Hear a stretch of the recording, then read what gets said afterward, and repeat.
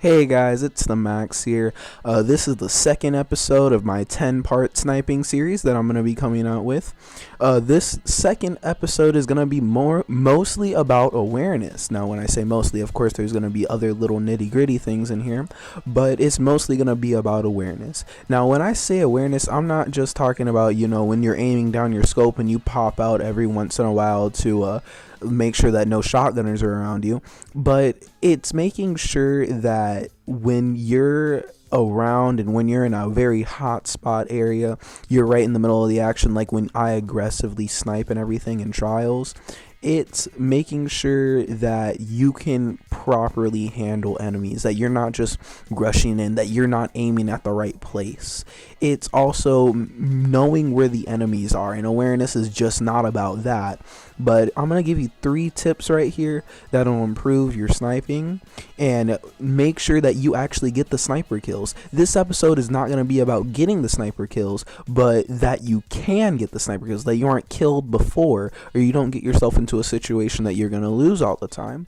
My first tip is that you want to know what the enemy is generally using. So in this gameplay, it's Anomaly. There are a lot of shotgunners, and I know that I'm not challenging other snipers, so I don't need to worry about sniper lanes as much, but I do need to worry about those close quarter situations where I'm at a severe disadvantage. Part of sniping is using your primary weapon, and right now I'm using the Zalo Supercell in order to fend off shotgunners. My second tip is keep an eye on your radar. This is not just, hey, keep an eye on your radar, because there obviously is going to be someone that's going to pop up on your radar, but more pay attention to elevation here.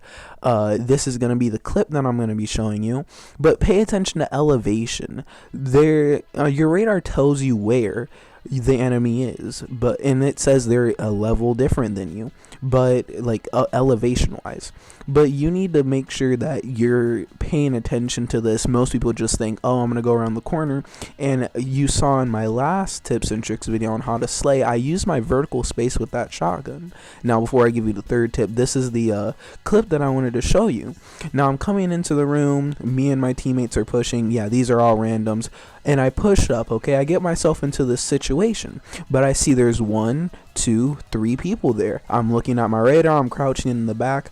Now I'm hard scoping this doorway, this choke point, because I know there's someone's going to be there. Boom, get the first guy, jump over, get the second guy, I knew he was there, get the third guy, he just came up on me. Now the third guy gets me with the shoulder charge. But that was the thing, I was paying attention to my radar the whole time. I was making sure that enemies didn't sneak up on me. The only reason why I died there was because I was handling 4 enemies. But think about that, using a sniper rifle in close range, I took out 3 enemies, and the 4th got me. I mean, I would say that's a pretty good trade there.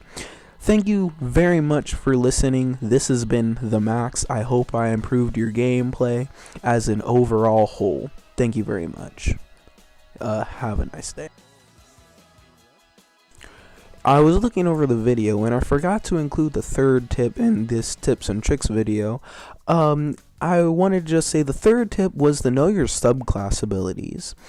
What I mean by that is know what you can do. Again, adapt to the situation. If you're playing a shade, if you're playing a void walker, not a void walker, but the void bow on a hunter, then you obviously have the shade stuff at your disposal. You have something that you can use to your movement in your advantage. Again, same thing with the Twilight Garrison. You can use movement to your advantage to get out of situations or get into engagements that you already have the upper hand with. Now you see me with the Gunslinger here, and I threw that trip mine up there. I think of Gunslinger as a very defensive class. You have knives that you can use for fending off shotgunners. You have trip mines that you can use that can one-shot kill. It's just a matter of placing them in the right place at the right time. Now, thank you very much. This has been the Max. I hope to see you in my third tips and tricks video, and we're going to actually be going over snipers themselves. We're going to be going over different things like aim assist and how to fully utilize aim assist, and in some situations, why is an ambush better than a short gaze? Why do I still use a 1,000-yard stare when obviously a higher rate of fire